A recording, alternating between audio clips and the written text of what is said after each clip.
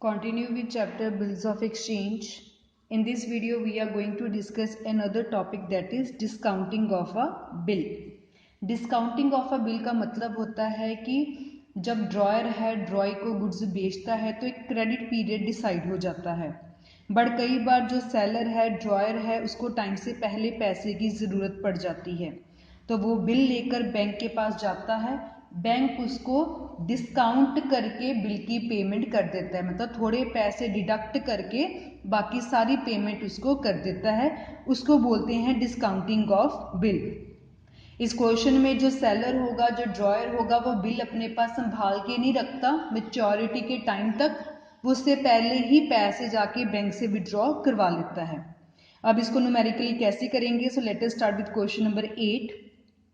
On 1st July 2017, Ram sold goods to Manoj worth rupees 2000. On the same date, Manoj accepted a bill drawn upon him by Ram at 3 months for rupees 2000. Ram got the bill discounted at 6% per annum at his bank. On the due date, Manoj paid the required amount under the bill. Give necessary journal entries in the books of both the parties. So सबसे पहले तो हमें यही ढूंढना है who is a drawer, who is a drawee. So लिखा गया है Ram sold goods to Manoj, Ram ने गुड्स बेची, मनोज ने खरीदी। सो जो बेचने वाला होता है वो होता है ड्रॉयर। सो लिख दिया in the books of dryer Ram, और यहाँ लिख दिया in the books of ड्रॉई Manoj. दोनों फॉर्मेट रेडी हो गए। 1 जुलाई को राम ने गुड्स बेची मनोज को रुपीज 2000 की। सो 1 जुलाई को राम ने गुड्स बेची हैं, Manoj is the receiver, so entry डलगी Manoj account debit to sales account being goods sold. ये बिल्कुल सेम है जैसे हमने रिटेन्ड वाले केस में पढ़ा। गुड्स सोल्ड की हैं 2000 की, 2000 की। राम ने गुड्स बेची, इसने सेल लिख लिया, और मनोज ने गुड्स खरीदी तो ये परचेजेस लिख लेगा, परचेजेस अकाउंट डेबिट। किससे गुड्स खरीदी हैं? राम से, to Ram account being goods purchased. एक ने बेची, एक ने खरीद ली, 2000 एंड 2000। जिस दिन सेल परचेज होती है उसी दिन बिल बन जाता है। जो ड्रॉयर है वो हमेशा बिल रिसीव करता है क्योंकि इसने पेमेंट भी फ्यूचर में रिसीव करनी है। सो मनोज ने, राम ने बिल रिसीव कर लिया मनोज से, जिस दिन बेचा उसी दिन। सो इसने पैसे रिसीव करने हैं, सो इसके पास बिल रिसीवेबल होगा, बिल रिसीवेबल अकाउंट डेबिट। ये बिल किसने दिया? मनोज ने, to Manoj account being bill receivable 2000 2000। Clear? Manoj ने पेमेंट करनी है, सो इसके पास बिल पेबल होगा। जिस दिन इसने गुड्स खरीदी उसी दिन इसने बिल साइन करके ड्रॉयर राम को दे दिया। सो इसने बिल की पेमेंट करनी है, सो बिल पेबल होगा, Ram account debit to bills payable. जिसने पेमेंट करनी है उसने, जिसने पेमेंट करनी है वो बिल पेबल होगा। ठीक है, सो लिख लिया बीइंग बिल्स पेबल।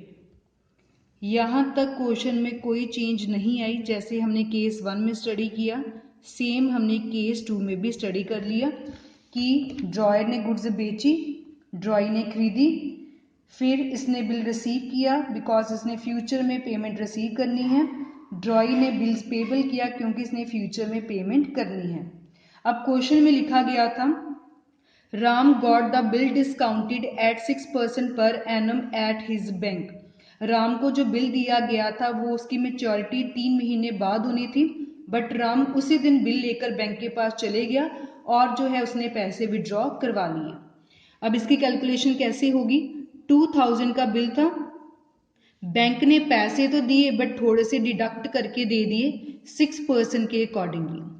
अब राम जो है वो कितने महीने पहले ही बैंक के पास बिल लेकर चले गया, 3 महीने पहले। उसने एक भी मंथ अपने पास जो है बिल नहीं रखा, सो 3 महीने पहले गया, सो 3/12 करेंगे। इसको सॉल्व करेंगे तो हमारे पास आ जाएगा 30 रुपीज। मतलब बैंक ने 30 रुपीज डिडक्ट करके राम को जो है वो पेमेंट कर दी उसी दिन जिस दिन उसको बिल रिसीव हुआ। सो 1 जुलाई 2017 राम को पैसे मिल गए और पैसे किसने दिए हैं? बैंक ने। Debit word comes in, bank account debit.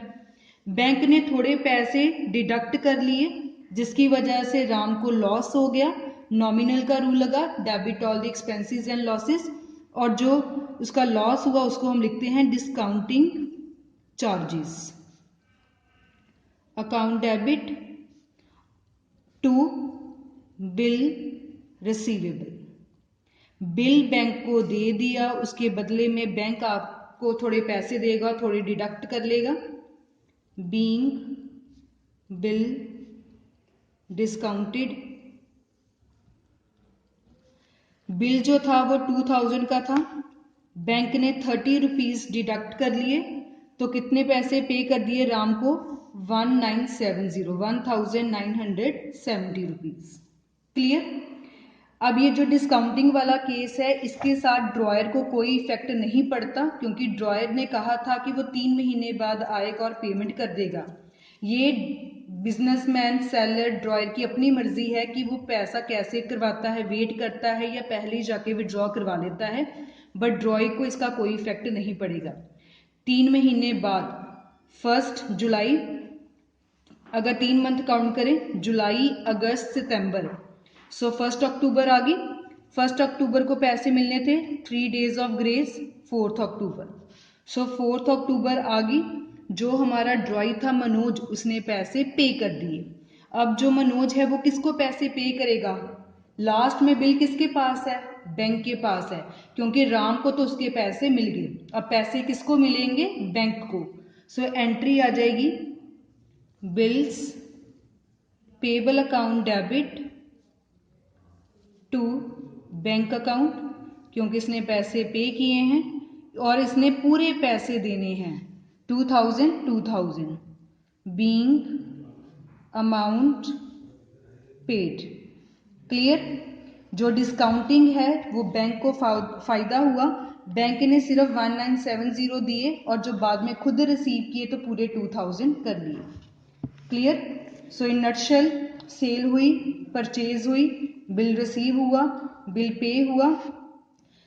जो हमारा ड्रॉयर है राम, उसने टाइम से पहले ही पैसे विड्रॉ करवा लिए, बट ड्रॉई ने मैच्योरिटी में पूरे पैसे दे दिए और किसको दिए? बैंक को, बिकॉज लास्ट में बिल बैंक के पास है।